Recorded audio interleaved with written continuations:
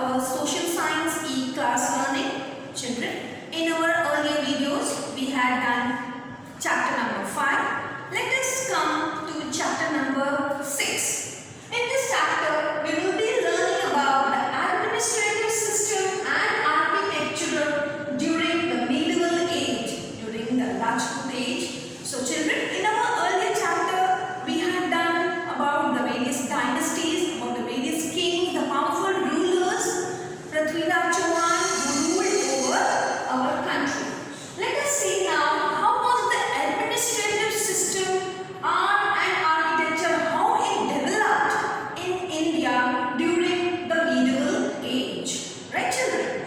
St.Xaviers loved dialogue. A group of folk singers was organized in the village square and the entire village had gathered there at night. So children, folk songs were being sung at the village square and the entire village had gathered there. Small children had already taken the position in the front row.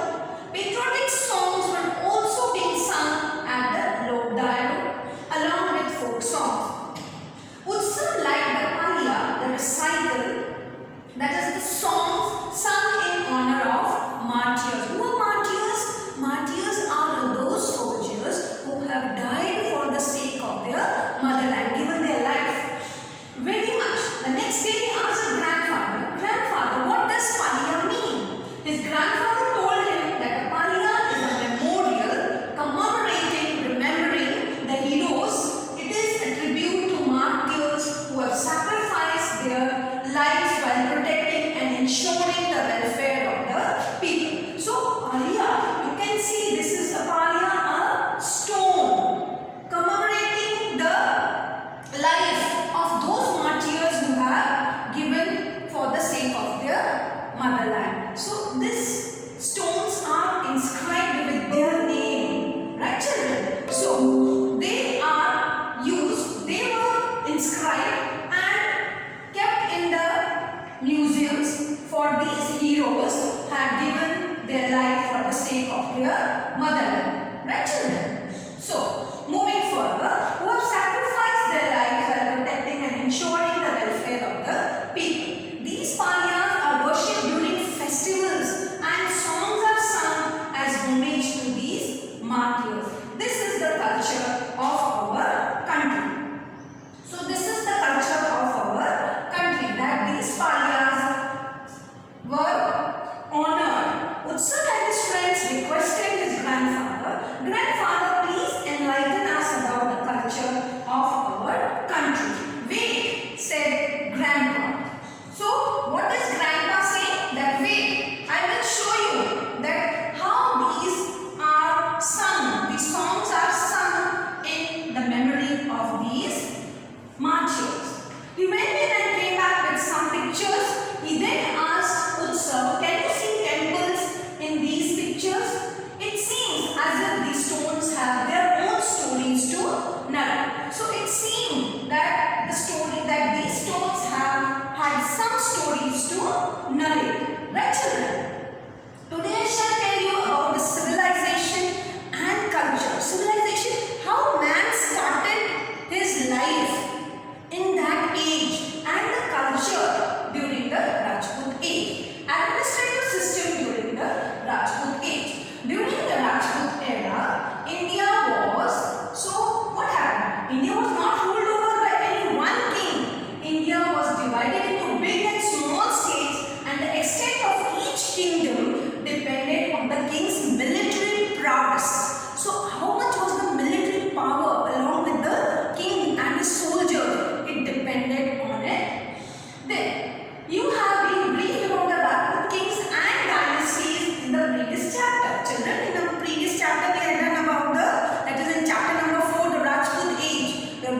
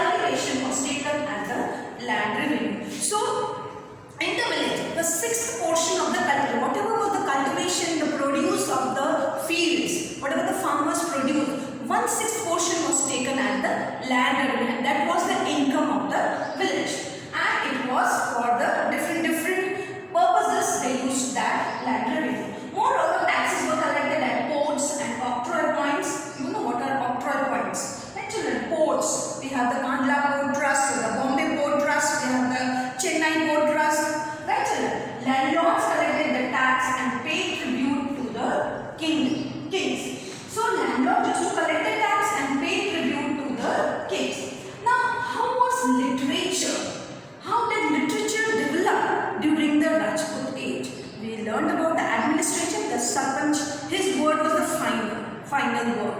And they used to give, the villagers used to give the 1/6 portion of the cultivation for the land revenue, as land revenue. During the Rajput age, there was a lot of religious writing as well as literature of various kinds. Scholars and education received great patronage from kings, great respect from kings. Kings respected those scholars, right children? And education gained momentum. Then many literary works were composed in Sanskrit, Prakrit is old Sanskrit, Tamil, Kannada, Telugu, etc. The great Sanskrit poet monk composed the epic Shishupal Vadha. This epic describes the killing of Shishupal by Sri Krishna, our old grand epic, that is Mahabharata. That is, gives the description of Sri Krishna, how he killed Shishupal. Similarly, another poet, Sri Harsh, wrote the epic St. which is about the story of Nal and Damayanti. Even songs by Radha and other gopis sung in praise of Lord Krishna were presented in a lyrical manner, in the form of a song, lyrics. The biography and achievements of the kings were also composed in a poetic manner. So the biography of the kings was also described in a poetic manner. In the form of a poem it was described. Right, children? Hemachandra, kings were also composed in a poetic manner. Hemachandra wrote Kumarpal Charitra based on the life of the Solanki, Gujarat, and the grammar book Sst Ch. So as the name indicates, so what happened? The names of King Siddharth Jaisingh and Hemachandra Acharya are associated with this book, Kumarpal Charitra and Siddhe Subchad Anushashan. So this book was a grammar book. It was written during the Rajput age, during the medieval age, right? And it describes about the Solanki king of Gujarat, that is Kumarpal. Right? He was the famous king of Gujarat of the Solanki dynasty. This book was considered so important and it was placed on an elephant during a procession in Patan. So when it was written, it was fully completed written, it was taken on a procession to mark, to give the respect and honor to that book. Right? It was taken, the book was put on the chariot, on the back of the elephant, and all the procession was proceeding with the elephant. Right, children?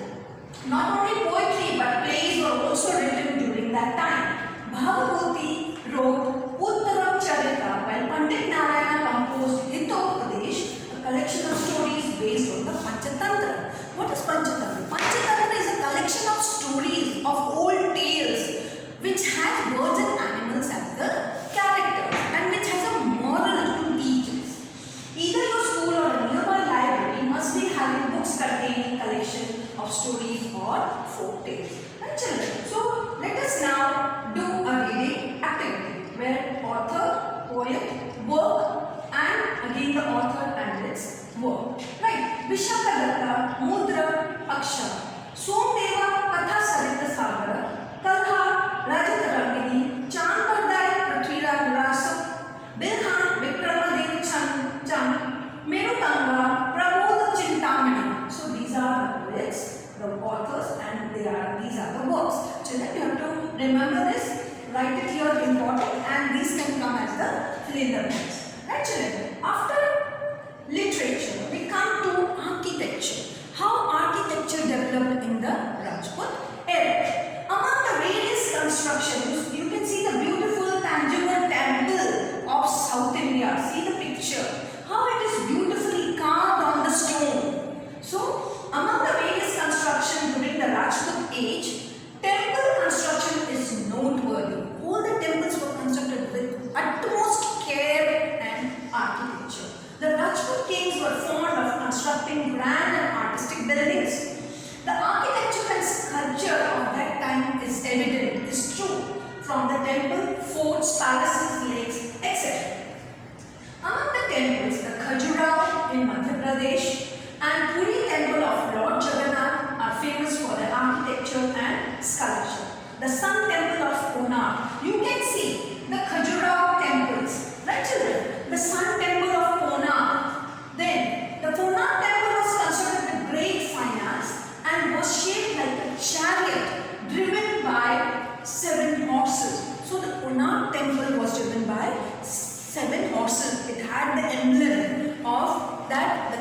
riding the chariot with 7 horses. Right, children? The Markan temple of Kashmir and the Modhera Sun temple of Gujarat are famous.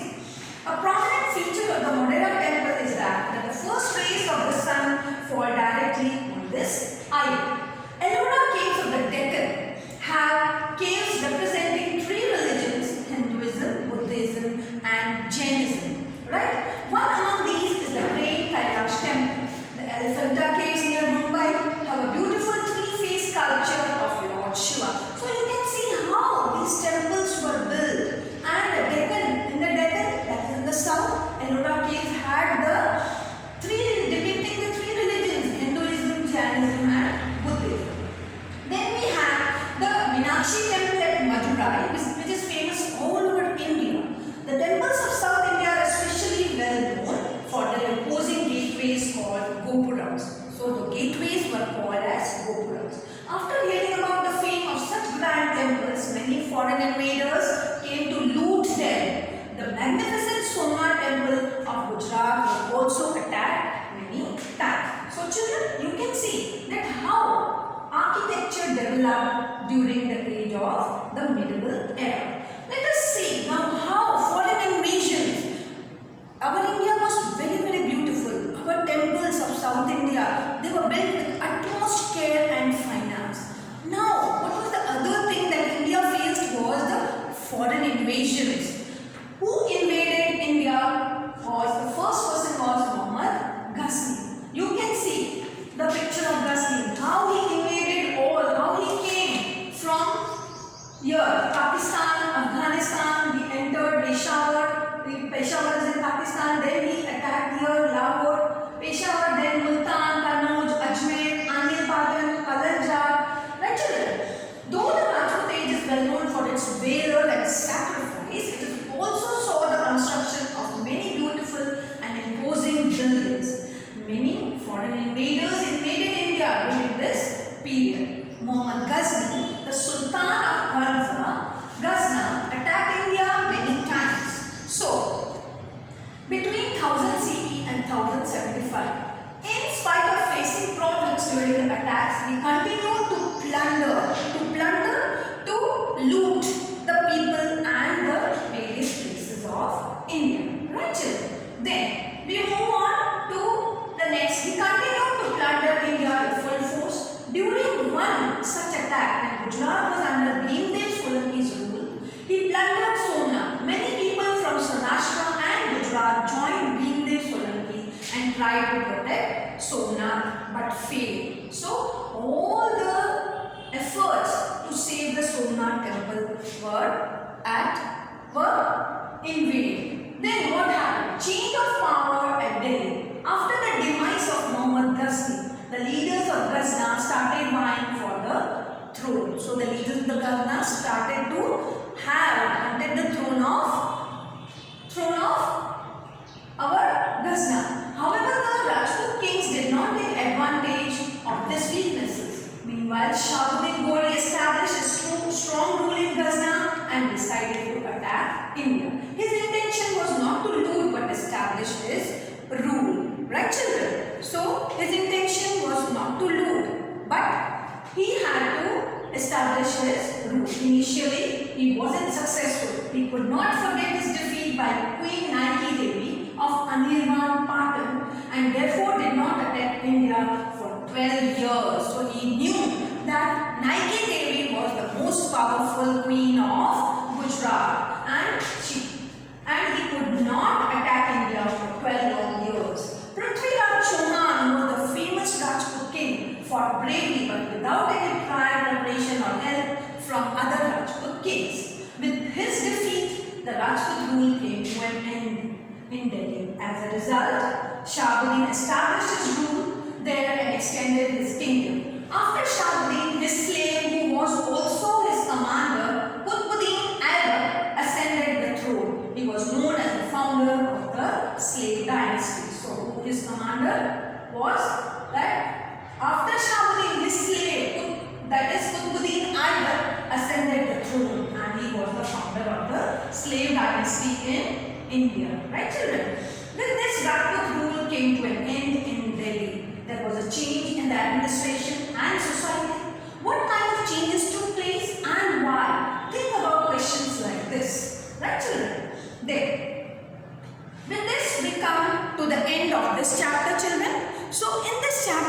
we have done the literature, art, architecture of the Rajput era, that is the medieval period, children. How India was invaded by the foreign invaders and how our kings also survived. Right? Queen Nike Devi was also a very powerful queen of Gujarat, and because of her they could not defeat India for 12 long years. So children, with this we come to the end of the chapter, children. So in my next video I will be sending the PDF. Children, do write it and do watch my video. Till then, stay home, stay safe. Thank you.